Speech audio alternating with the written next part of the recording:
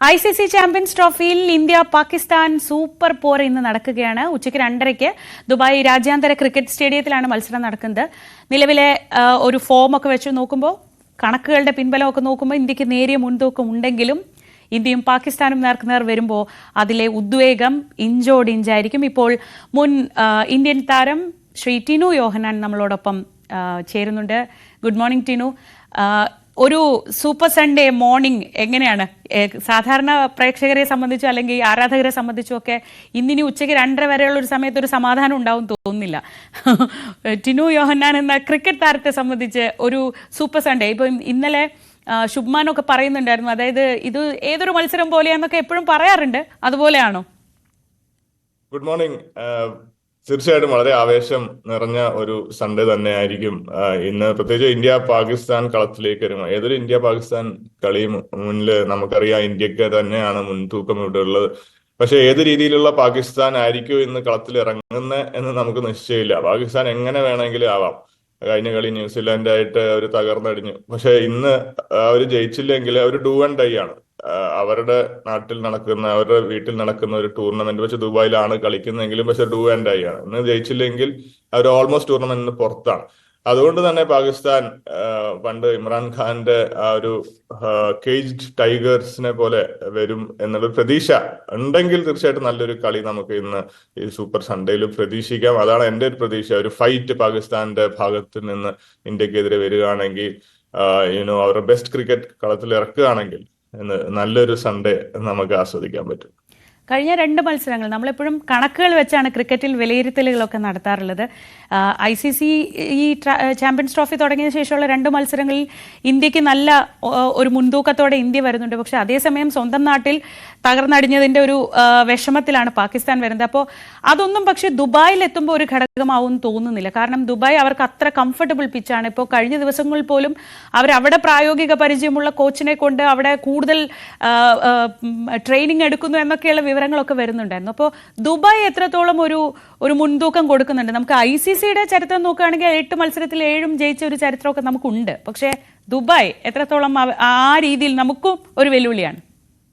Current form നോക്കുകയാണെങ്കിൽ India England series ജയിച്ചു വന്നു. ഓൾമോസ്റ്റ് എല്ലാ കളിയും അവിടെ ജയിച്ചിരുന്നു. ഇപ്പൊ ICCയിൽ ബംഗ്ലാദേശായിട്ട് ടഫ് ഗെയിം ആയിരുന്നു, അത് ജയിച്ചു വന്നു. ഇന്ത്യയുടെ അഡ്വാൻറ്റേജ് എന്താ വെച്ചാൽ ദുബായിൽ ഓൾറെഡി ഒരു കളി കളിച്ച് വരികയാണ്. അപ്പോൾ ആ പിച്ച് കണ്ടീഷൻസ് ഒക്കെ അതേ ഗ്രൗണ്ടിലാണ്, പിച്ച് ഡിഫറെന്റ് ആയിരിക്കും, അതേ ഗ്രൗണ്ടിലാണ് കളിക്കുന്നത്. അതുകൊണ്ട് ഇന്ത്യക്ക് കുറച്ചും കൂടെ ഒരു മുൻതൂക്കം ഉണ്ടാകും കണ്ടീഷൻസിന്റെ കാര്യത്തിൽ എന്ന് ഞാൻ വിശ്വസിക്കുന്നു. പാകിസ്ഥാൻ ഹോമിലാണ് ഫസ്റ്റ് ഗെയിം കളിച്ചത്. അവർ ട്രാവൽ ചെയ്ത് ദുബായിൽ വരികയാണ്. അറിയാം പാകിസ്ഥാൻ അവിടെ ഒരുപാട് ക്രിക്കറ്റ് കളിക്കുന്നുണ്ട് ഈ കഴിഞ്ഞ വർഷങ്ങളിൽ. പാകിസ്ഥാൻ അറിയായിരിക്കും. പക്ഷെ ഒരു T20 ടൂർണമെന്റ് കഴിഞ്ഞു നിൽക്കുന്ന സമയമാണ് അതേ ഗ്രൗണ്ടിൽ ദുബായിൽ. അതുകൊണ്ട് പിച്ചസ് എല്ലാം അല്പം ഒരു ഡെഡ് കൈൻഡ് ഓഫ് പിച്ചാണ്. വലിയ ലൈഫ് ബോളേഴ്സിനില്ല. അവിടെയാണ് ഒരു സ്ലോവിഷ് കൈൻഡ് ഓഫ് വിക്കറ്റ് ആണ്. അവിടെയാണ് സ്ട്രാറ്റജി 2 ടീമും വർക്ക് ചെയ്യേണ്ടത് ഞാൻ വിശ്വസിക്കുന്നു. സ്പിന്നിന് എപ്പോഴും ഒരു മുൻതൂക്കം ഈ കളിയിൽ ഉണ്ടാവും. അപ്പം പാകിസ്ഥാൻ എത്ര സ്പിന്നേഴ്സിനെ, ക്വാളിറ്റി സ്പിന്നേഴ്സിനെ, വെറും സ്പിന്നേഴ്സ് അല്ല, ക്വാളിറ്റി സ്പിന്നേഴ്സിനെ കളത്തിൽ ഇറക്കാൻ പറ്റും എന്നുള്ളൊരു ചോദ്യമുണ്ട്. ഇന്ത്യയുടെ കയ്യിൽ പക്ഷത്തിൽ 5 സ്പിന്നേഴ്സിനെ കൊണ്ടാണ് പോയിരിക്കുന്നത്. വരുൺ ചക്രവർത്തി കളിക്കുന്നില്ല 11-ൽ. വരുൺ ചക്രവർത്തി ആ മിസ്റ്ററി ആയിട്ട് ഇന്ന് വരുമോ, അതെല്ലാം കണ്ടറിയേണ്ട ആവശ്യമുണ്ട്. പക്ഷെ എന്നിരുന്നാലും ഇന്ത്യക്ക് തന്നെയാണ് ബോളിംഗ് ഡിപ്പാർട്ട്മെന്റിൽ മുൻതൂക്കം എന്ന് ഞാൻ വിശ്വസിക്കുന്നു. എല്ലാവരും ഉറ്റുനോക്കുന്നത് ഈ രോഹിത് ശർമ്മയും വിരാട് കോഹ്ലിയും ഒന്നിച്ചു വരുന്ന ആ ഡ്യുവോ ഇനി ഒരുപാട് കാലം കാണാൻ കഴിയുമോ എന്നൊരു സംശയമൊക്കെ ക്രിക്കറ്റ് ആരാധകർക്കുണ്ട്. അപ്പോൾ കോഹ്ലിയെ സംബന്ധിച്ച് ഈ മാച്ച്, ഈ ടൂർണമെന്റ് വളരെ വളരെ പ്രധാനപ്പെട്ടതാണ്.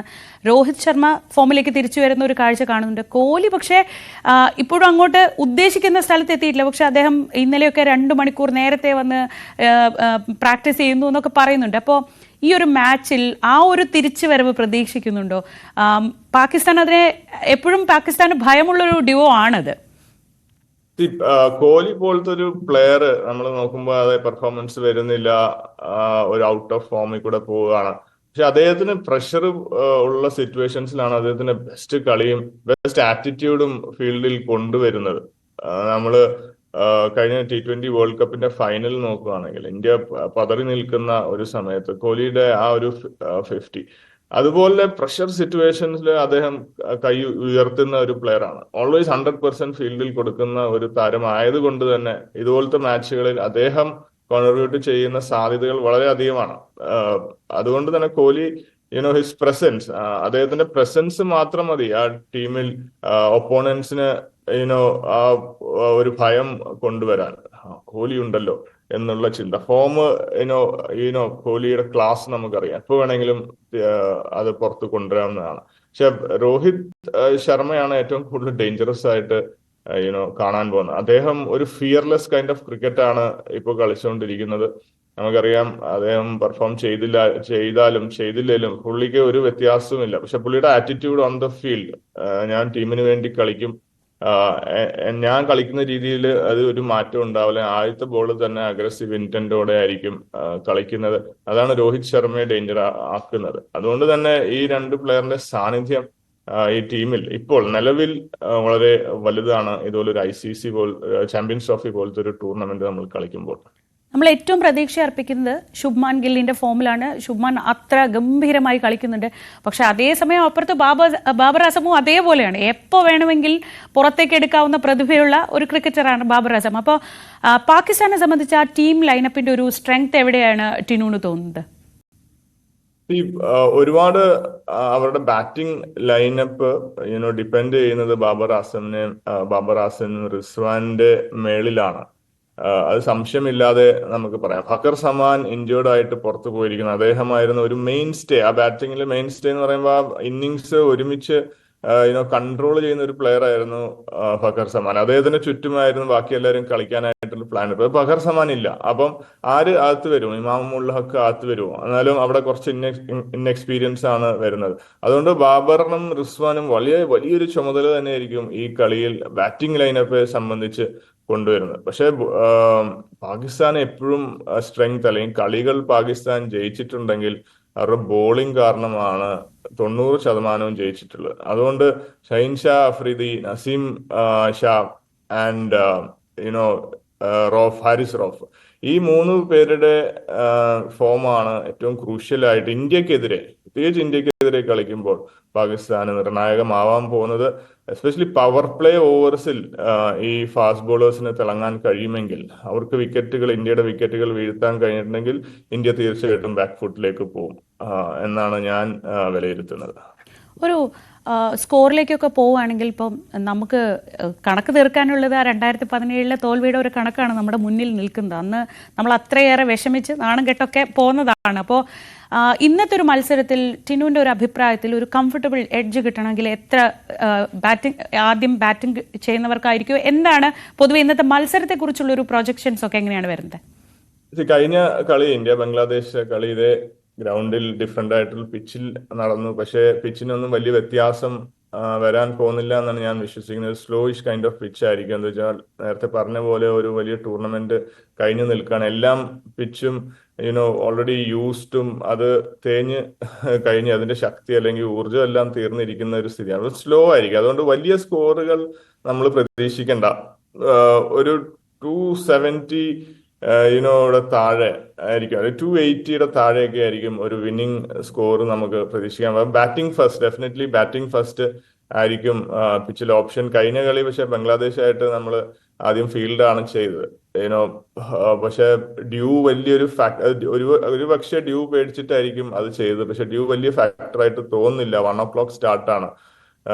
അതുകൊണ്ട് തന്നെ ആദ്യം ബാറ്റ് ചെയ്ത് റൺസ് ഓൺ ബോർഡ് ഇടുക. രണ്ടാമത് ബാറ്റ് ചെയ്യുന്നവർക്ക് ഈ വലിയ പ്രഷർ ഗെയിമുകളിലൊക്കെ എപ്പോഴും ഈസി ആയിരിക്കത്തില്ല. സോ 270, 280 ആദ്യം ബാറ്റ് ചെയ്ത് നേടുകയാണെങ്കിൽ എപ്പോഴും ചേസിങ് ടീമിന് അത് എളുപ്പമായിരിക്കത്തില്ല ഇതുപോലെ സ്ലോ കണ്ടീഷൻസിൽ. ഈ നമ്മുടെ ഒരു ബൗളിംഗ് ലൈനപ്പ് ആയിരിക്കും നമ്മുടെ ഒരു സ്ട്രെങ്ത് എന്ന് പ്രതീക്ഷിക്കാം അല്ലെ? ഈ സ്പിന്നേഴ്സിന് കുറച്ച് മുൻതൂക്കം കിട്ടുന്ന ഒരു ഇതാണ്, പിച്ചാണ്. അപ്പം അങ്ങനെയാണെങ്കിൽ 5 സ്പിന്നേഴ്സിനെയും കൊണ്ട് നമ്മൾ ഇറങ്ങുന്നുണ്ട്. പക്ഷെ അവിടെയാണെങ്കിൽ പാകിസ്ഥാന്റെ കാര്യത്തിൽ അവർ പേസേഴ്സിലാണ് കുറച്ചും കൂടി പ്രതീക്ഷ അർപ്പിക്കുന്നതെന്ന് തോന്നുന്നു. ഒരു ബൗളിംഗ് ലൈനപ്പ് 2 ടീമിന്റെയും കമ്പയർ ചെയ്യുമ്പോൾ എങ്ങനെയായിരിക്കും? ഇന്ത്യക്ക് തന്നെയാണ് മുൻതൂക്കം, അതിലും സംശയമൊന്നുമില്ല. ഷമിയുടെ ഫോം കഴിഞ്ഞ കളിയിൽ 5 വിക്കറ്റ് എടുത്ത് നിൽക്കുകയാണ്. അദ്ദേഹം ന്യൂ ബോളിൽ വിക്കറ്റ് എടുത്തു, വീണ്ടും ഡെത്ത് ഓവേഴ്സിൽ വന്ന് 3 വിക്കറ്റ് എടുത്ത്. അത് കഴിഞ്ഞ് അദ്ദേഹത്തെ സപ്പോർട്ട് ചെയ്യാൻ ഹർഷിത് റാണ യുനോ ഇതിൽ കൂടുതലൊന്നും അദ്ദേഹത്തിന് ചോദിക്കാൻ പറ്റത്തില്ല. ആസ് എ ന്യൂ കമർ, ഓൾമോസ്റ്റ് ആദ്യത്തെ ടൂർണമെന്റ് കളിക്കുന്നു. അദ്ദേഹം പെർഫെക്റ്റ് ആയിട്ട് അദ്ദേഹത്തിന്റെ റോള് നിർവഹിച്ച് പോകുന്നുണ്ട്. അതിനുശേഷം എക്സ്പീരിയൻസ് ആയിട്ടുള്ള സ്പിൻ ഡിപ്പാർട്ട്മെന്റ് ജഡേജ, അക്ഷർ പട്ടേൽ, കുൽദീപ് ഇതുപോലത്തെ സ്പിൻ ഡിപ്പാർട്ട്മെന്റും ഉള്ളപ്പോൾ ഇന്ത്യക്ക് ഐ തിങ്ക് ഒരു ലെഗ് സ്പിന്നറിന്റെ കുൽദീപ് ഉള്ളത് കൊണ്ട് ആ റിസ്റ്റ് സ്പിന്നറിന്റെ സാന്നിധ്യവും ഉണ്ട്. അതുകൊണ്ട് നമുക്ക് തന്നെയാണ് മുൻതൂക്കം, സംശയമൊന്നുമില്ല.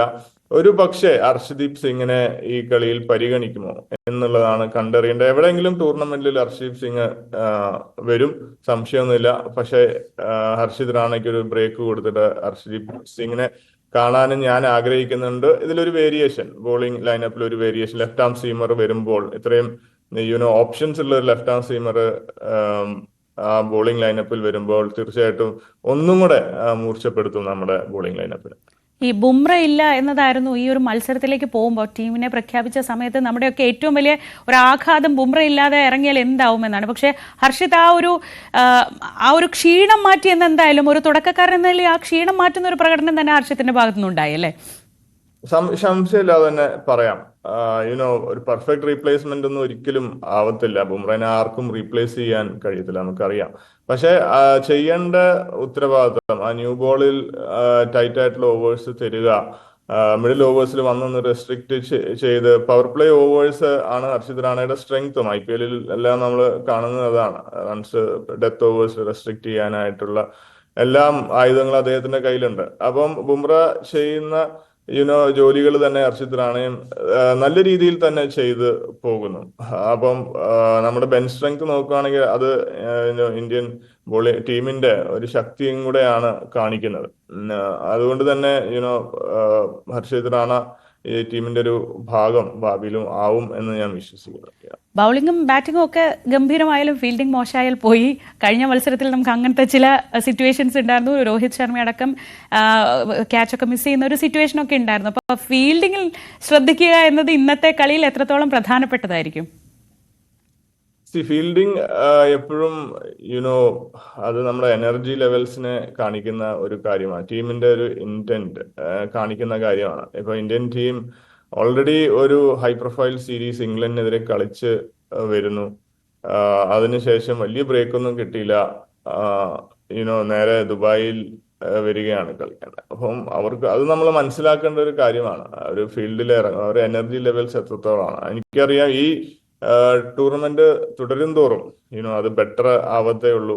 അവർ കുറച്ചും കൂടെ റിക്കവർ ആവും. ബോഡിയിൽ നിന്ന് കുറച്ചും കൂടെ അവർക്ക് ഫീൽഡിലേക്ക് കൊണ്ടുവരാൻ പറ്റും, ഇന്റന്റ് കൊണ്ടുവരാൻ പറ്റും. അത് ഒരു വിഷയമല്ല. ഇന്ത്യൻ ടീമിന്റെ ക്വാളിറ്റി എപ്പോഴും ഹൈ ആയിട്ട് തന്നെ നിർത്തിയിരിക്കുന്ന ഒരു ടീമാണ്. തീർച്ചയായിട്ടും അത് ഈ കളിയിൽ നിന്ന് ഇംപ്രൂവ് ആവുമെന്നാണ് ഞാൻ കാണുന്നത്.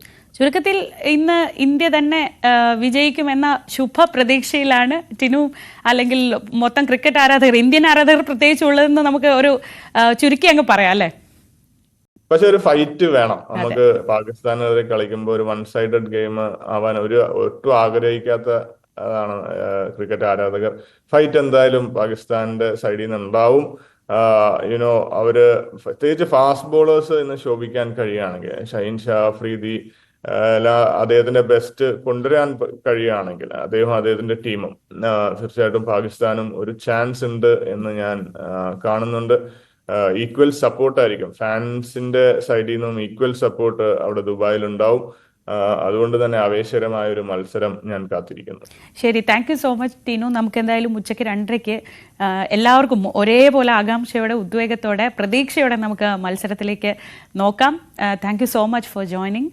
ടിനു യോഹന്നാനാണ് നമ്മളോട് വിശദമായി ഇന്നത്തെ കളിയുടെ സാധ്യതകളൊക്കെ വിലയിരുത്തിയത്. ഇന്ന് ഉച്ചയ്ക്ക് 2:30 ദുബായിലാണ് മത്സരം നടക്കുന്നത്. സൂപ്പർ